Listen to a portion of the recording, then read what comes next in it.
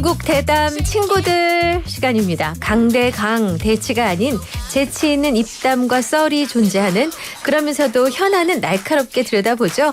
이 시간 함께하는 분들 모시겠습니다. 편안한 친구들 단짝 버디로 칭해봤는데요. 김영우 전 국민의힘 나오셨습니다. 어서 오십시오. 네, 안녕하세요. 네. 어서 오십시오. 네. 그리고 지금 막 들어오셨습니다. 맞습니다. 박주민 더불어민주당 의원 오셨습니다. 아유, 오시느라고 어서 오세요. 수고하셨습니다. 네. 시간을 굉장히 효율적으로 사용하신 것 같아요. 네. 저 30분 기다렸습니다.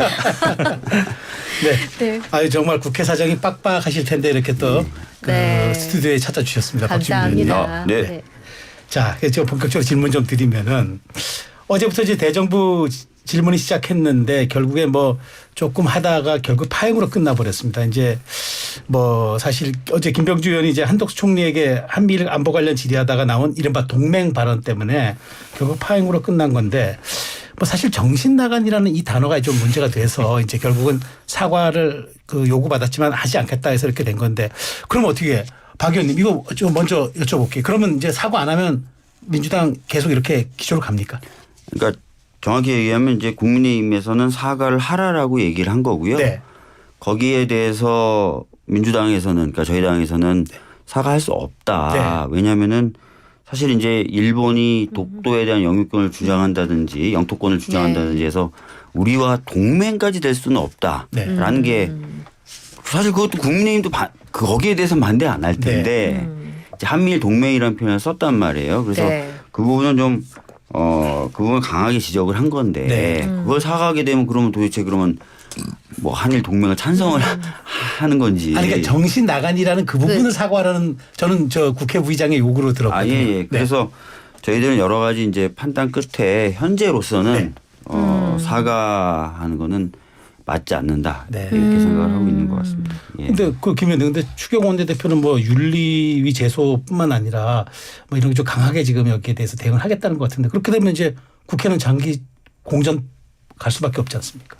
그렇겠네요. 이제 과거에도 이런 생각이 다른 경우는 있어요. 네. 뭐 여당 야당의 차이도 있고 또 같은 당 의원님들 간에도 생각이 다를 수 있습니다. 그거는 얼마든지 대정부 질문에서 발언할 수 있고 질의할 수 있고 또 답할 수 있는데 문제는 이제 정신 나간 이제 국민의힘 의원들 뭐 이래 가지고 그게 이제 요 사안의 본질인 것 같아요. 그러니까 생각이 다른 부분보다는 그 발언의 수위가 이제 좀 인격 모독적이고 그거를 이제 사과하라는 건데 과거에도 이런 때는 그러면 이제 뭐 김병주 의원께서 나와서 정말 죄송합니다.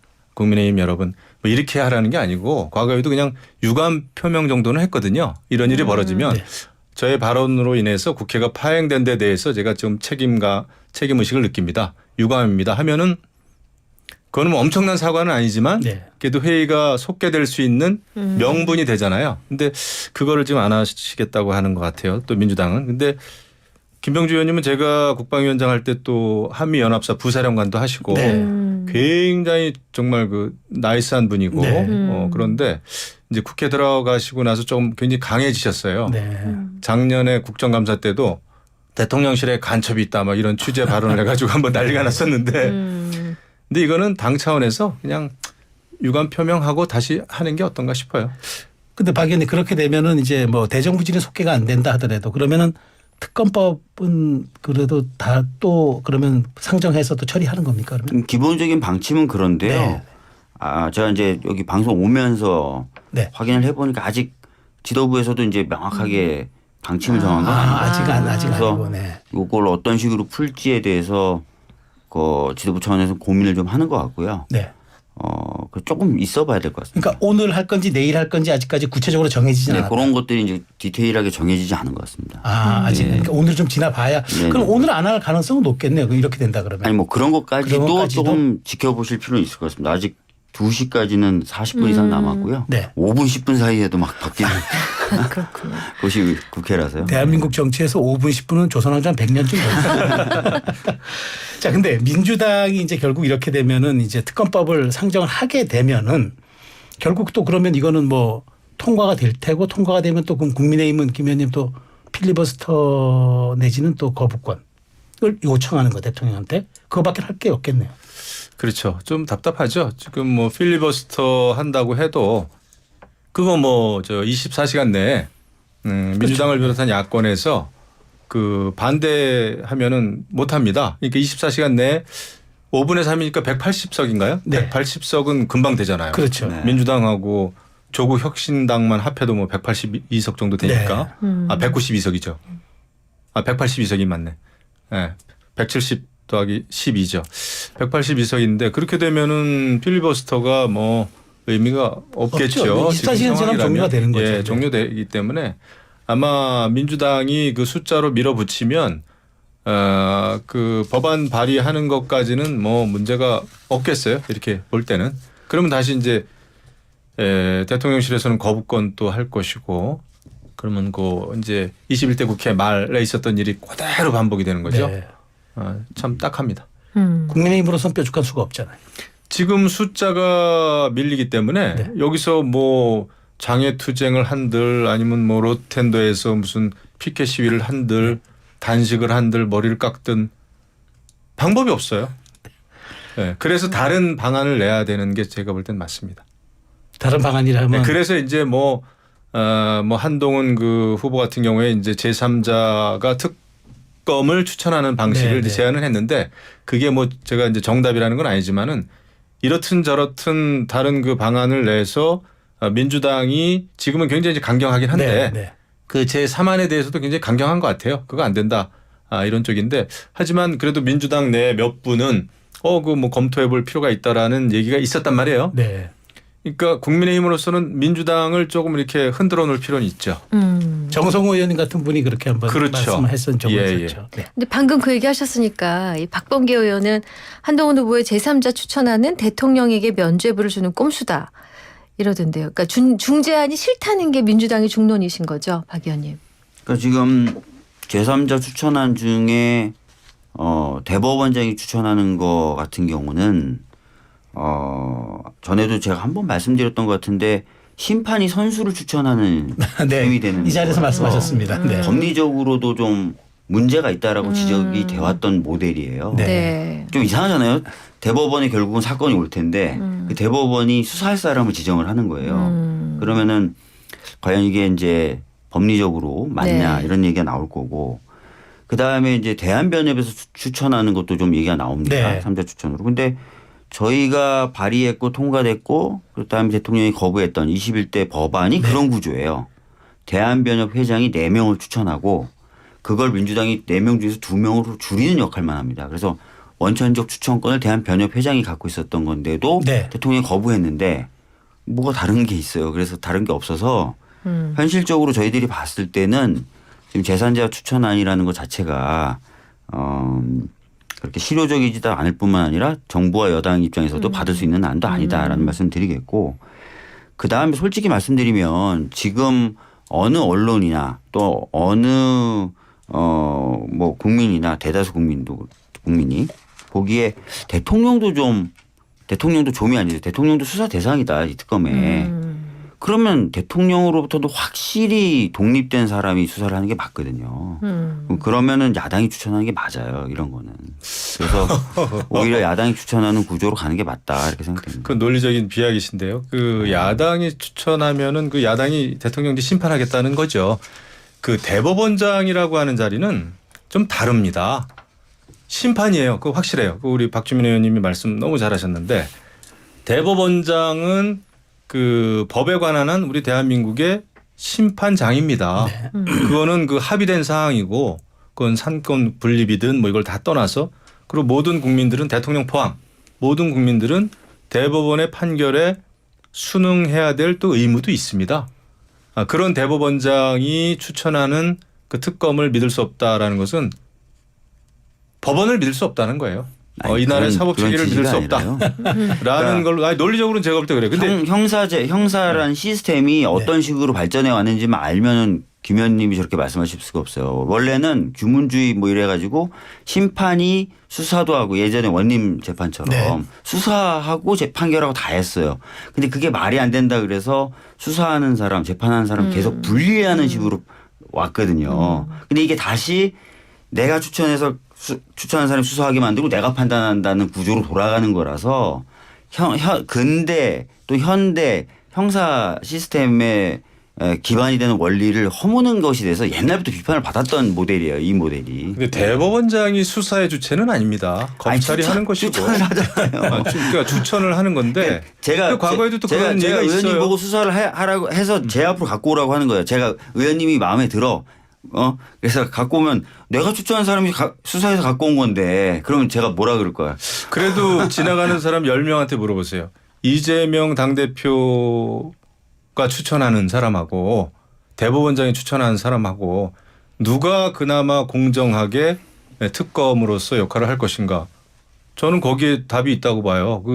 어떻게 민주당은 아주 마음 먹고 지금 특검을 해서 또 이재명 대표의 사법 리스크를 벗어나고 재판 지연을 시키려고 하는 이게 기본 전략인데 그 특검을 그냥 민주당에 달랑 맡기자고요?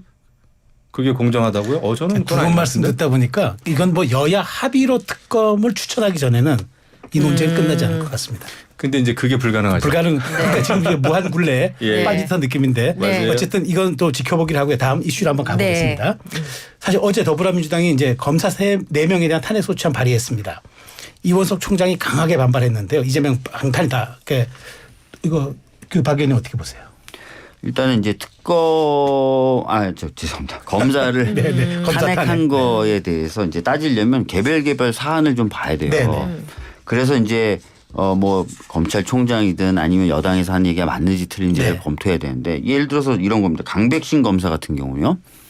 명예훼손이라는 죄목의 범죄를 수사하면서 언론기관들을 압수수색했어요. 네. 근데 아시다시피 검찰청법이 개정돼서 중대범죄하고 부패범죄만 검찰은 수사할 수 있게 네. 돼 있어요. 명예훼손이 그럼 부패범죄냐? 명예훼손이 중대범죄냐? 그래서 저희들이 그래서 직무를 위반했다. 예, 그래서 저희들이 이건 법을 위반한 수사를 하고 있다. 그럼 법을 위반한 수사를 하고 있는 이 검사를 정부에서는 아무 조치를 안 하니 탄핵을 원래 그럴 땐 쓰라고 만들어 놓은 제도가 탄핵이니까 탄핵을 한 거예요. 이런 걸 보시면 될 것 같고. 네. 다 이제 개별적인 사유가 있는 네 가지가 거예요. 있다. 4명에 그래서 대해서 그 사유를 있다. 보고 네. 이 사유는 말이 안 돼. 아예 탄핵 사유가 안 돼. 뭐 네. 이러면은 모르겠는데 대부분 다 사유가 있어요. 그래서 그런 식으로 판단을 해 주시는 게 맞죠. 프레임으로 자꾸 판단하지 마시고. 네. 근데 저는 이제 김 의원님께 여쭤보고 싶은 거는 그렇게 민주당이 각각의 사안을 달았는데 이를테면 뭐 어느 검사에 대해서는 이제 한명숙 총리 사건에 대한 모해이증 혐의에 대해서 또 이제 어쨌든 무리한 수사를 또 해서 했다 그러고 또 한 사람은 그러니까 각각의 이유를 달았는데 결국은 이걸 해보니까 3명이 지금 이재명 대표에 대해서 조사하고 있는 수사검사였다. 이렇게 지금 국민의힘은 또 반발하고 있는 거 아닙니까? 그렇죠. 지금 수없이 많은 검찰 수사 검사가 있을 텐데 수사 과정이 다 이제 각양각색인데 어떻게 하필 대장동 백현동 사건 또 쌍방울 이화영 대북 송금 사건 뭐 이런 거를 또 수사한 검사들에 대해서만 유독 지금 탄핵을 하는 거예요. 그러니까 이재명 당대표의 방탄을 위한 탄핵이다. 검사 탄핵이다. 이런 얘기를 들을 수밖에 없는 거죠. 그래서 이원석 검찰총장도 아니 이거야말로 정말 어떻게 피의자가 그렇죠? 선수가 심판을 탄핵하고 심판을 판단하느냐 이런 얘기를 했던 거란 말이에요. 거기에 대해서 이제 박성재 법무부 장관도 이원석 검찰총장의 말에 동의한다. 네. 어제 그렇게 얘기를 했는데 이 검찰을 이제 옥죄는 거죠. 그러니까 지금 이게 국회에서 벌어지고 있는 일은 핵심은 이재명 당대표의 사법 리스크 그다음에 대통령에 대한 탄핵 이 두 가지입니다. 그러니까 탄핵이냐 사법 리스크냐 이 두 가지의 이제 여야 간의 그 싸움인데 그러다 보니까 온갖 지금 재판 지연이 이루어지고 있고 그러니까 이재명 당대표 입장에서는 지금 시간과의 싸움이에요. 법원 판결이 일어나기 전에 뭔가 이렇게 정치의 어떤 대변혁 그게 이제 사실 탄핵이죠. 민주당 입장에서. 그래서 탄핵의 밑자락을 깔기 위해서 지금 본인의 관련된 사건 사안을 수사한 검찰들을 지금 탄핵을 하고 있는. 지금 완전히 민주당은 지금 탄핵 특검 만능주의로 가고 있어요. 근데 지금 뭐 9번째가 이렇게 탄핵을 지금 이제 들고 나왔는데 이게 헌법 61조에 보면은 공무원 같은 경우에는 명백하게 헌법이나 법률에 위배한 때 탄핵을 할 수 있게 돼 있습니다. 근데 지금 이 검사들이 헌법이나 법률을 명백하게 위배했는지에 대한 증거가 전혀 없어요. 그냥 의혹이에요. 그럼 의혹만 있을 때 무조건 탄핵을 할 수 있냐? 그래서 그게 탄핵의 취지는 아니라고 봅니다. 그래서 이번에 이제 탄핵을 발의하면서 법사위 조사 절차를 거치도록 했으니까요. 네. 법사위 조사 절차 하면서 뭐 사유가 있으면 더 분명해질 거고 사유가 없으면 사유가 없네 이렇게 판단이 되겠죠. 아 근데 수사하는 검사들을 그냥 국회에 불러다가 면박 주고 10분간 퇴장시키고 그냥 뭐 예 꼭 아니요 조사라는 게 답변하라 이래버리면은 조사라는 게 꼭 뭐 그렇게 이루어지는 게 아니고 그다음에 어떻게 청문 형태인가요? 여러 가지 방식을 쓸 수 있고요. 네. 그다음에 이제 아까 그 얘기하셔서 왜 이재명 대표님을 수사한 검사만 하냐. 근데 그렇게 보시면 안 되고 사실은 검사들 중에 특수부 검사라는 사람들은 굉장히 적어요 숫자가. 네. 근데 지금 보면 특수부 검사들이 이 사건도 했다가 저 사건도 했다가 계속 돌려막기 식으로 인사도 하고 있거든요. 실제 네. 이 정부가. 그러다 보니까 과거에 굉장히 어떻게 보면 악명이 높았던 검사가 또 동원이 되고 또 동원이 되고 이런 과정을 지금 보여주고 있어요. 실제로 이제 과거에 이제 재소자들을 회유했다는 이름으로 징계받았던 사람이 또 수원지검에 가서 또 수사하고 막 이런 식으로 지금 막 돌아가서 안 그래도 그런 인사나 특수부가 계속 돌려막기식으로 쓰이는 것에 대해서 비판이 있었고 그런 부분도 생각을 해 주셔야죠. 무슨 검사가 3,000명이라서 3,000명이 다 이런 특수부 검사처럼 수사하는 게 아니거든요. 네. 그러면 특수부 검사를 아주 다 몽땅 그냥 탄핵을 아니, 하든지 왜 잘못한다고 대장동 백현동 잘못한다고 수사한 검사만 왜 드러난 검사들 탄핵합니까? 같은 경우에 탄핵을 하거나 탄핵 시도를 해야 잘못이 되는 드러나지가 거죠. 않았다니까요. 아니죠. 다 의혹이에요. 아까도 말씀드렸지만 술자리 회유 이것도 의혹입니다. 강백신 검사 같은 경우는 법률을 위반해서 수사하고 있다. 아니 부패범죄 중대범죄 명예훼손이 들어간다고 생각하시는 분이 어디 계세요. 부패범죄입니까 그게? 명예훼손이 중대범죄예요? 그걸로 압수수색하고 다 하고 있어요. 지금 그래서 지금 문제가 되는 거고 나머지 분들도 지금 관련된 증거나 진술들이 나와서 하는 거잖아요. 그럼 이제 이 청문가 아까 말씀드린 그 조사하는 날짜 정해졌습니까? 법사위에서? 그런 건 아직 안 정해졌어요. 어제가 탄핵안이 발의되고 국회에 보고됐을 뿐만 아니라 네. 법사위의 조사를 위한 회부 표결을 한 거예요. 그래서 네. 회부가 돼서 이제 조사를 할 테니까 국민의힘 같은 경우에 이의가 있으면 열심히 이제 얘기를 하셔야죠. 아 근데 보면은 뭐 탄핵이 어미준 검사 같은 경우에는 대장동 백현동 사건 수사한 검사인데 이번에 탄핵의 그 이유가 보면은 2011년 한명숙 총리 수사했던 내용을 가지고 네. 지금 또 탄핵을 하겠다는 네. 거예요. 2011년 한명숙 전 총리는 징역형을 2년 받고 실형까지 살았습니다. 만기 출소했는데 그때 있었던 수사를 가지고 다시 이제 와서 이거를 탄핵하겠다? 많은 분들이 이제 이건 완전 정쟁이죠. 잘 모르고 계신데요. 네.